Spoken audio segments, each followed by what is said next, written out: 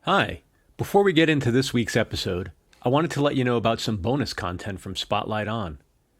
Head over to spotlightonpodcast.com/blog and check out Bonus Tracks, the official blog of this podcast. There you'll find special material exclusive to the website, including music recommendations, artist interviews, essays, and more. Have a look.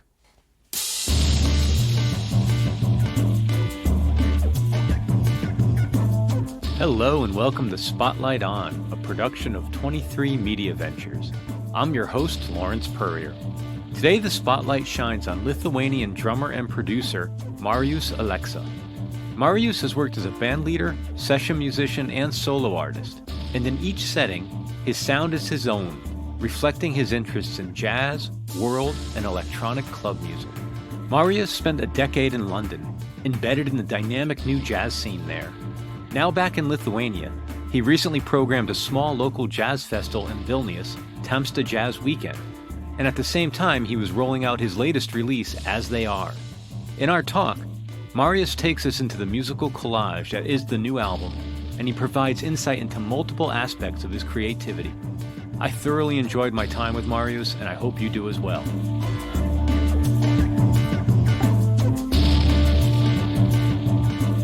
How are you today? Very good. It's actually 10 p.m. where I'm at. So I just had a late dinner with my wife, and just before that we were at my first drum teacher's concert with some local musicians. Yeah. Thanks for making time at the end of your day to do this. I really appreciate it. Sure. My pleasure. I was reading about you and some of your work and some of your activities, and this wasn't where I was going to start, but since you brought it up, teaching seems like it's important to you. It's something you enjoy. It's an important part of your life. Yeah, I think basically like just sharing the experiences that I had, traveling the world, living in London, playing with loads of different musicians from all around the world. That is really important for me to share with the young musicians community here back in Vilnius in Lithuania. So this is really important. So not as much the teaching as like sharing the experience with the youth. Did you have teachers that were particularly impactful on you? Like, were you trained or were you self-taught? How did you come to your musicality? I obviously had teachers. I started when I was 5, and I didn't have teachers then. My parents said I just liked to hit stuff. I started drumming on peanut butter boxes that were sent to us by some families that were living in Chicago. Back then in 1990s in Lithuania, you couldn't get much Western products. We were freshly independent. So yeah, I was really happy to receive peanut butter, eat it, and then have more and more drums with every can of the peanut butter. I mean, peanut butter is a very special thing. Yeah. And then, of course, my mom was a piano teacher at a music school.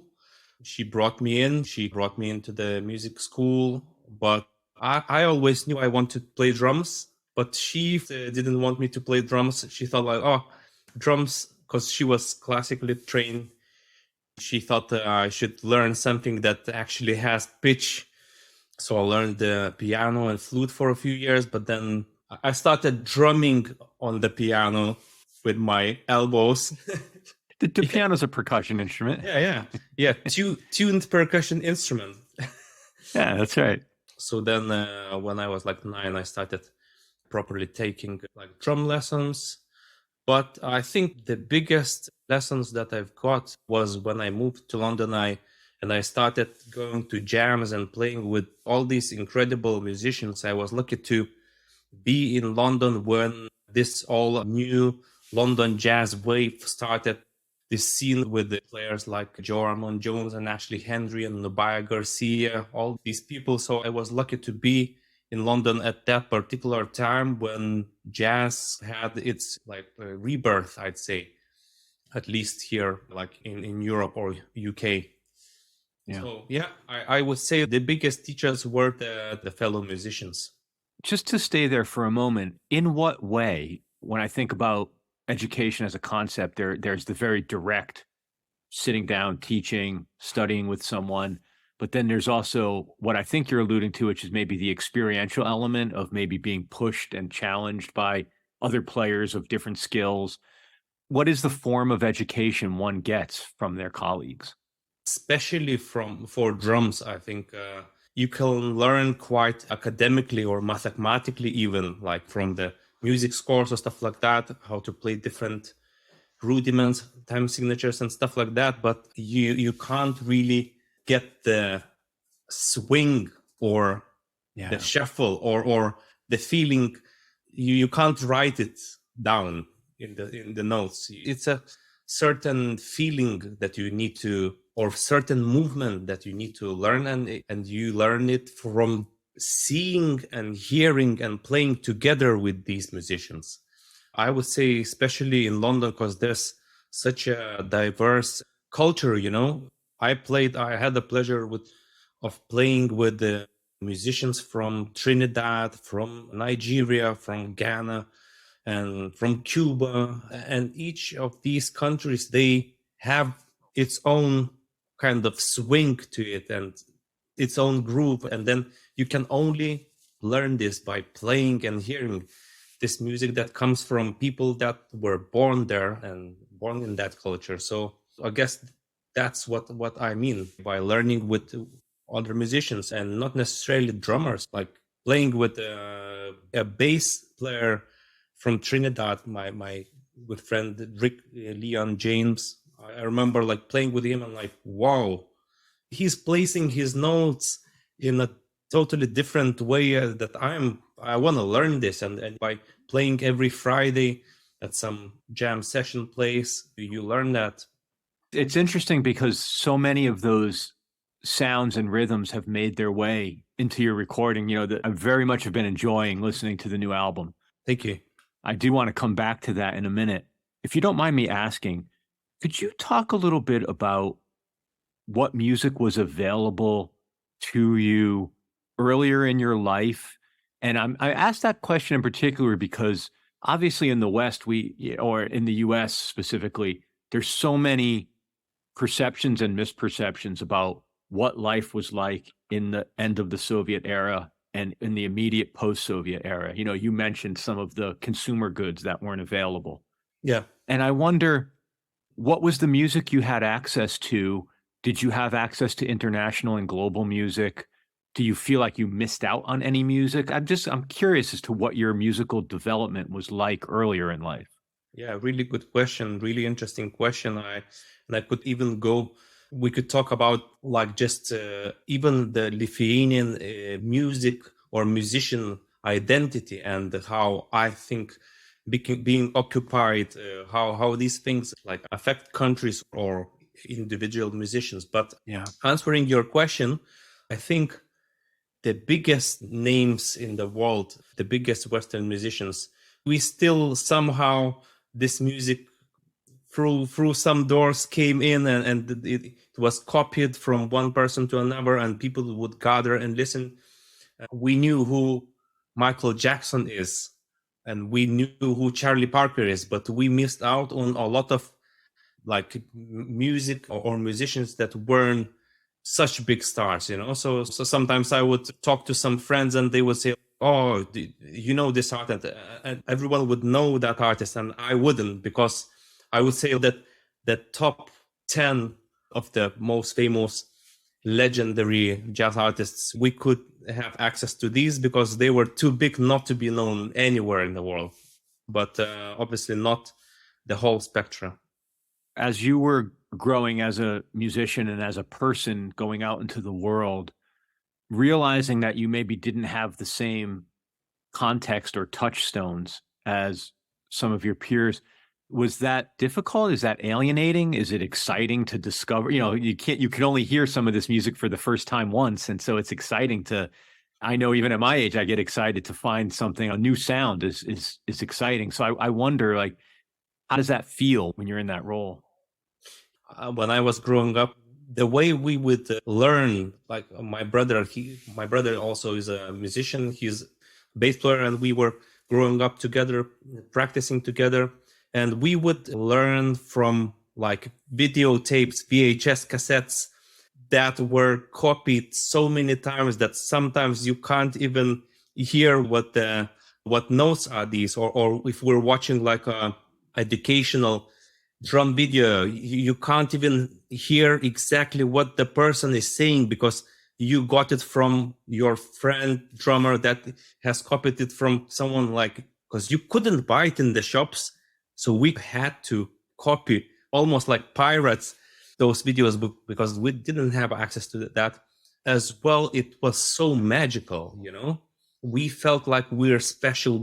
We're trying to find something that hasn't been done so much back in Lithuania. So it was also, I don't know, something that is also giving you loads of energy because it's somehow magical. And if we would see some artists coming from USA or Great Britain, we go and see some superstar jazz players from these countries, we would be like, just, these artists and their lives were like utopia for us. Like this is something that is also almost like impossible to achieve, but you still going for that. It gave a lot of energy, like to practice and to try to do your best. And when I moved to London, I felt like I have much more passion and energy towards actually trying to make it compared to some people that were born there. That's interesting. Yeah. There's another theme that has come up in reading about you and reading other conversations with you, and you touched on it a little bit earlier. I want to make sure I get it correctly, so please tell me if I'm missing it. But you refer in different ways to this idea of musicians in place, I think would be the best way to say it. Like a few different ways that manifested in other things I've read with you was this notion that outside of maybe some of the folk traditions, there isn't necessarily a Lithuanian music yet, or that the Lithuanian music that is emerging is more of a fusion of other influences. That was sort of one concept that I think I was reading. And the other was you seem to have a real strong awareness and sensitivity to the idea of how place impacts someone's sound or feel or approach, whether it's the jazz people from New York or the different instrumentalists you talk about being from other cultures. And you allude earlier about the idea of how being an occupied people has some maybe psychological or emotional impact on how you view yourself and your music. And I guess that's all in this pot for me of this idea of sound and feel and place. Can you articulate that better? Like what's your feeling about that? So we've been independent for more than 30 years now, but the last 400 years we have been invaded and occupied all the time. And I think because of that, our kind of musical roots were always cut there and there. And at some point in these last 400 years, like the language was deprived. At some point, the part of the culture was you couldn't like sing Lithuanian folk songs or write in Lithuanian language. So I think all of this stuff made a big impact in a negative way, where if we go to like Brazil, the music root and continuous music root is like you go back 100, 200 years, it's still the same line. And people that are my age, they're listening to kind of same songs that their parents and grandparents were listening to. This kind of musical root is, you can hear that musical root in nowadays music, in pop music. Or you go to Cuba, you can hear those rhythms in their pop music. So it's alive. That root is alive. What I mean is that like my generation or even younger generation in Lithuania, they're not listening to like folk songs. they're detached because it was deprived. And also, I think when you're occupied, like you lose confidence in yourself. So you're trying to be like someone else. So we have lots of music that sounds a bit like Western music, that sounds a bit like people try to copy. So people are still discovering themselves and trying to understand who we are and trying to understand that we are cool as we are, So I'm not sure if I explained it in a good way, but because of that, like for an artist like me, first of all, this album is loads of different influences, basically my experience in playing with loads of different artists. And then after living in London, when I came back to Lithuania, I was asking myself, what is my roots? What can I bring to the table in this international scene? And I felt I don't want to just try and put some Lithuanian folk traditions in my music, because I felt like that would be cheating in a way, because I don't feel really connected to it. And because of that, for me, like, let's say electronic music is music that doesn't really have cultural roots in one region. Like, it's not like ethnic and folk music. It's like music that came from new technologies with new tools, and it's like a clear slate. So for me, I feel like this is a place where I can do something and then have different spices of the music that I have been playing in the past, like jazz and African music and Nigerian Afrobeat and different kind of flavors. Yeah, there's so much to hear in the new album, which I suppose we should tell listeners is called As They Are. Yeah. And all the things you referenced, different cultural rhythms, different instrumentations, different use of electronics. So I have several questions in and around the music you make, specifically on this album. But my first question is, who's the they in the title? What does the album title refer to? Actually, all the titles of the album for different tracks, it's like a word collage, and you can even put together your own meanings, but it's actually sentences or phrases cut in pieces and attached to different track names. And this collage idea came very naturally because, like, spontaneously doing this album for 2 or 3 years, the collage techniques were appearing in everything that I was doing. So first of all, having different musicians from different music genre scenes and different places in the world, coming from different cultures, collaborated on this album. So that was already for me some sort of musician and genre collage, because 23 musicians from Lithuania, USA, UK, and Cuba collaborated on this album. And then when I started thinking about the artwork, somehow I picked this collage artist, MT Chills from Japan. She did like a collage design for this. And then somehow this collage concept was in my mind. And I thought, let me also try and do a word collage. So As They Are is a piece of a sentence. And the whole sentence is see things as they are. So these tracks also exist. There's a track called See, a collaboration with a Cuban trumpet player, Yelfris Valdez. There's a track called Things, and there's a title track As They Are. This phrase, this sentence is kind of a main idea and main of a certain meditation technique that I have been practicing and into some meditation practice called Vipassana. In the last few years, it has been an important thing and an important practice in my life. I decided to use this sentence as well. Also, then by doing things, by starting to rehearse with the live band, these kind of names, and especially As They Are, they started to also get another layer of meaning to me, like even booking certain musicians on the records or for the live gig.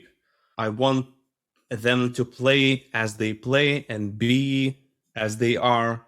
I don't want to like mold them into something that I want to hear. I wanted to just gather musicians that I like and put them together and see if that can fit, and just let them be the way they are and play the way they play, you know? I suppose you would not choose them if you simply wanted to direct everything they should do. Yeah.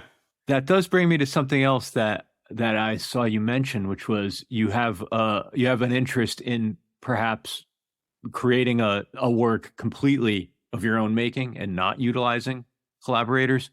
And I wonder, is there a limit that you see in collaboration, or is it more about just exploring another way of creating? Like, what's the impulse to try that? The final result comes out very different. If I do it and I'm planning to do something totally on my own without using any musicians, like I think doing it like that, the creator, which is me in this case, I will be able to hear the music exactly how I feel it. When you're collaborating, like, so let's say I do like a little idea, whether it's starting with drums or with modular synths or with drum machines, or writing a little melody and sending it to, let's say, my friend, keys player, Ollie Rockberger, because he has such a individual sound. The way he would put the harmonies would change the feeling of the track so much. If I would do that, I would probably not even go that way, you know? But it's beautiful to see how these different people bring different cultures and different like thoughts to the music. But also it's interesting to just do it on your own and see your own mirror. We'll be back with more Spotlight On after this break. And now, back to Spotlight On. As a drummer or as a primarily percussion performer, what's your approach to composition? When you sit down to work, when you sit down to compose, what do you sit at? Are you at a keyboard, a stringed instrument, a drum, a notepad? What's your compositional process? With this album, as they are, it started from a jam with two other musicians. This keyboard player, Sam Crow, was visiting me from London because he wanted me to record for his band called Native Dancer. I finished the recordings for his band like in 2 days, and we had still 1 day left. And I invited my friend, like that plays like loads of electronic instruments, over, and we just jammed for 6 hours. And I was lucky to push the record button. So we just recorded everything. And after a month or two, I opened the session and I heard some really inspiring moments in the jam. And I started working on just these little sketches, these little moments, and expanding them. So let's say I like a groove that I played in certain section, or like a modular synth sequence, or just like a sound, and then starting to put things on top of it, like slowly like shaping it to a proper track. So as I said, this was like a collage compositional technique, just trying to put things together on top of each other. When I'm alone, I sometimes start from just a sequence on my modular synths, or like just playing with the different sounds, just finding just a drone, or sometimes practicing bass guitar and finding a nice riff, or sometimes I whistle. Loads of different techniques, I guess. But it's a good question, because my goal is to kind of have a quick go-to way of composing, because I'm trying to find my recipe to where I know it works and I can be productive. Because I think this is important for me, because music is really a feeling to me, and you need to capture the feeling of now, or at least a feeling of today. I feel like if I work on music today and I finish that thing, then it's really powerful. And if I'm coming back to my idea and do it for too long, if it loses the I don't know, that feeling that you were feeling when you were capturing and writing. There is a reason why you did or you wrote a certain piece of music or a motif in that moment, because you probably felt like that. So I think it's really important to have a skill of capturing the whole thing as quick as possible before it's gone. Yeah, I hear a lot that some artists walk around with their phone and are constantly recording on the memo recorder on their phone, even if it's just humming or singing a part or picking up an instrument and banging out just to capture that moment and to revisit it. Do you approach composition as a form of work that you create space for, or do you wait for inspiration? Like, are you conjuring inspiration or are you waiting for it? I just dedicate time for it and prioritize it in the day.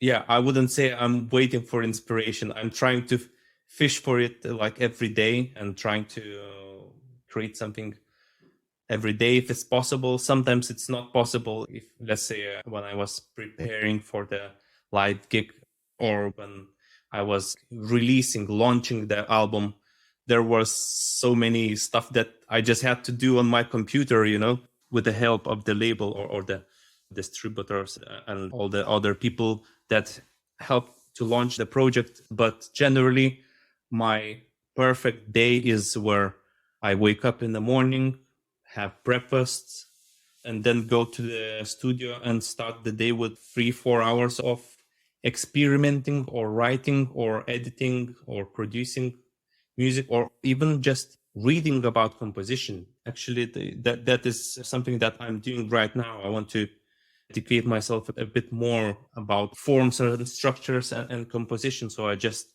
finished a book by John Cage called Silence, and started with some Schoenberg compositional book. Yeah, just trying to continue to be learning, Do you ever use tools or prompts? Do you ever use any exercises like that to spur the creativity, or for you, is it more about just playing on the instrument until you find a melody or a riff? Or to be honest, somehow I'm lucky to always have so many ideas and energy to do this. Is for me, it's the lack of time. For me, it's 24 hours in the day is not enough. Like if I had 30 hours in the day, I would probably be doing even more things. Like I have like ideas for 3 albums ahead right now. And if I had time, I would also do collaborations, but I have to always be careful of also what I say yes to, because if I say yes to too many things, then everything gets slow. Maybe it is the time in my life where I feel like I always have inspiration. If I don't have inspiration, I do just go to a shower. That's where the idea starts coming, Yeah. I don't. It's probably the reason why people are singing or whistling when they shower, is probably where you feel like just warm and relaxed. Usually after having a shower, I run to my phone and write ideas that popped into my mind, Yeah, that's amazing. Do you have a name for, or do you think about genre for your music? I would say right now it's world music, but kind of world music has a like certain cliche. It's like ethnic music, but I guess it's like world music, or if we want to say, we can call it jazz, but in a broad kind of perspective, like very broad perspective. Because what do we call jazz nowadays? Is Kamasi Washington jazz, or is Shabaka Hutchins Comet is Coming? Is that jazz? I don't know. Some people would say jazz died with the swing era. For me, Miles Davis's Bitches Brew is the best jazz that I've ever heard, So I guess it's a mixture of loads of different influences. But when I need to call it or tag the genres, I usually say it's like jazz, electronic, world music. Yeah. I don't know. John Hassel had his own kind of name for the music that he was doing, and he called it Fourth World. I don't know if you're familiar with John Hassel's I music. am, yeah. Yeah. Yeah, fourth world music, meaning old ethnic genres meeting new technologies. That's a good way of describing my music, I guess, Yeah, that as is. well. That's pretty good. That's about as close as I've heard so far. Yeah, that's Yeah. pretty good. Do you consider yourself part of a community? I definitely felt a part of London jazz community when I was living in London. I left London in 2019 and came back home. I lived there for 10 years. So when I was living there and just touring nonstop, like 150, sometimes 200 gigs a year, I definitely was in that circle and definitely part of that community. Right now, I'm not sure. Right now, I feel like I'm like hibernating and searching and experimenting and searching for my own sound. And I feel lucky that I'm 37 and I can allow myself to experiment. So I teach and I let myself experiment with music and give myself time, because when I came back to Lithuania in 2019, I came back because I wanted to run away from this. I actually wanted to run away from too many like influences and experiences, because if you play with someone strong, and if you're playing loads of different projects, like every project influences you, and you're being dragged from one thing to another, and it's good to have this experience, because you have the depth and different angles you can do in on your own music later on. But I felt like I had enough of these influences, and I needed time to digest and place to digest. And Vilnius in Lithuania is really good place to digest. Not too many things are happening. Like things are happening here, but by far not as much as in London. Yeah, yeah. London. What London is like 10 million people in one city. We have less than 3 million in the whole country in Lithuania. So different scale. And I also, during pandemic, it was a really quiet time. So I guess I couldn't call myself a part of Lithuanian jazz community right now, because I haven't been that active in gigging. I was just like in the studio every day for the last 3-4 years, and now the fruits of this hibernation is coming. So I had this album As They Are come out, and then a few collaborations came out with local musicians, and my drums only solo album is coming out in autumn. That has been recorded like last year already, and we'll see. But I feel like there's a global community of musicians that are like brave and open to look for new sounds and not follow what is popular or what is hip at the moment. That people that want to find different sounds. I actually recently had the pleasure of meeting Church Andrews and Matt Davis. It's like a duo from the UK, and they're doing like some amazing music. I was organizing this 3 days little jazz festival called the Tamsta Jazz Weekend, and I was programming that festival, and I invited this duo and did the workshop, and I heard so many ideas from them, how they're just geeking out in their little flats, like searching for different inspirations and using like programming techniques on their laptops, connecting electronic instruments with acoustic drums that are sending signals and playing the synths.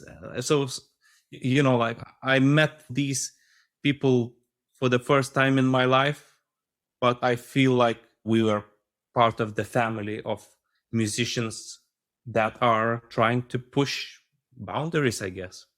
How important is it to you to continually discover music that's new to you, or at the very least, sounds that are new to you? Like, do you look for a steady diet of raw material? Yeah, I think it's really important for me. It's like it's fueling the curiosity, first of all, because to have curiosity, you have to fuel it, to have curiosity, to be curious. So I'm constantly delegating time specifically for that. When I find something, especially if it's something that hasn't been popular yet, it gives me, first of all, great joy. And secondly, it gives me a feeling that I'm also trying to find myself in my music. Let's say I listen to Japanese ancient music. I listen to that music and I can't recognize what I feel. And this is the most exciting thing for me, to feel the certain feeling for the first time in my life and not to be able to say what I'm feeling. That's what I'm looking for in music anyways. Like, I'm not trying to find something that I relate to. I'm trying to find something that I don't relate to at all, and I can't even recognize it. That's the feeling that I'm looking for, and music gives it to me, like with no drugs. Yeah, no, that's a very interesting comment, because I hadn't quite thought of it that way, but that I experienced that same thing, and I can very much appreciate a traditional song structure, pop song. I like good melody and accessible music. I don't distinguish good and bad that way. Yeah. But when I hear, especially in the last few years, there is this movement in the jazz meets electronic meets global influence world, where people are melding their cultural perspective into this experimental music world or instrumental music world, that I find very exciting. And when my ear hears it, it's very much drawn to it. I think I'm starting to recognize, in the same way as it takes a while to be able to understand some like post-bop jazz. Like the first few times I heard early 60s John Coltrane, I couldn't understand it. I couldn't digest it. But enough people I trusted encouraged me to try, that I kept going back, and then it cracked for me. The code cracked. Yeah. And there's a lot of that happening now with music, where there are these different contexts that I might not understand. I might not understand the rhythmic bass, or I might hear the exotic part of a melody. But once you get past the exoticism, the actual depth of what's happening it's really amazing. And that feeling of, I don't really know how to place this. I don't know if this is a happy song or a sad song or a challenging song or whatever it is. Like, to transcend all the reaction and to just have it hit is a very exciting part of listenership, I think. Yeah, definitely. You said experimental music, and obviously experimental music has a certain cliche. We usually say, if we hear something named experimental, that's going to be something really odd and really avant-garde and weird. But we can experiment by merging country songs with, I don't know, techno. That's going to be an experiment too. So yeah, this is like experimental music. And I think also it's a mirror of the world right now.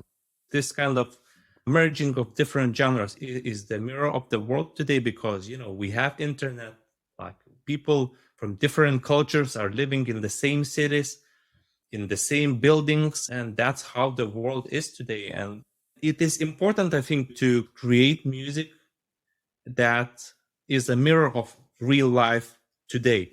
Yeah. And I feel like in London, this was the real thing. And that's why young people got drawn to it again, because it was a mirror of the life today. Because for the last, I don't know, if we go back 15, 20 years ago, if you go to a jazz gig, usually you would see like an academic older audience, because I think it was stuck for a moment. It wasn't a mirror of the time. Yeah. I've talked to other artists here who I think we lost, for the better part of a generation or more, that connection to jazz's roots as primarily dance music. It became conservatory music.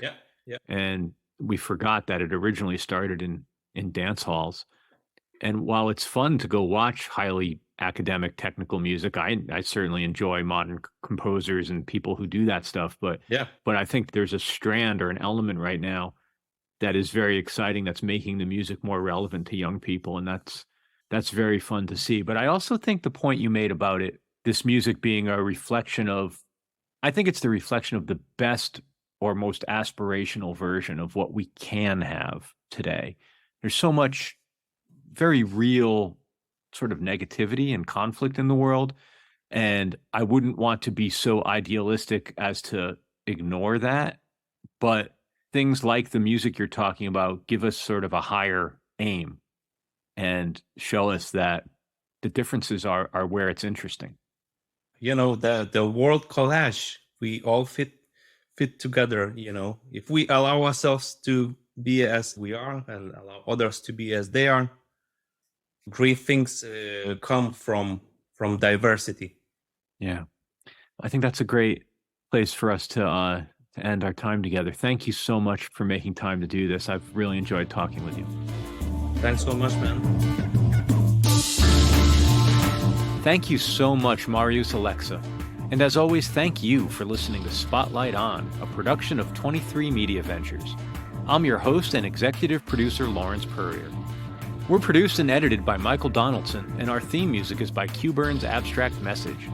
If you like what you've heard, please share us with a friend and leave a review on your podcast platform of choice. For past episodes, web-only exclusives, and to join our mailing list, visit us online at spotlightonpodcast.com. That's all for now. Thanks for listening. Be safe and stay in touch.